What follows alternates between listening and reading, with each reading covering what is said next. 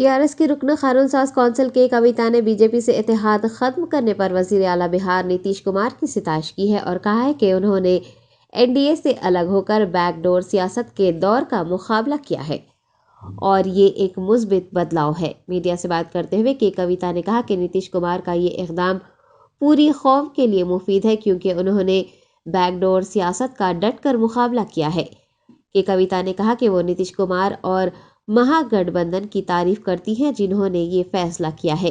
के कविता का कहना है कि मुल्क में अब बैकडोर सियासत का खात्मा होना चाहिए और बिहार ने सभी को एक रास्ता दिखाया है। I believe this is a positive change for the whole of the nation because the era of backdoor politics have been countered very well by Mr. Nitish Kumar is what I personally believe, and I appreciate the efforts he has taken, and the Mahagathbandhan it stood behind Mr. Nitish Kumar to uphold the verdict given by the people of Bihar.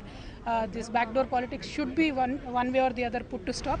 Bihar has started the way. Bihar, Nalanda always has shown the way to the world. Now to the country, I believe. Only saying वो तो उनका घर का मामला है, किसने किसको धोखा दिया है तो हमें तो पता नहीं है, बट अल्टीमेटली जो बिहार की जनता ने किया है कि नीतीश जी को उन्होंने सीएम बनाया है, तो अगर उनको सीएम बने रहने देते तो ये हालत ना आती।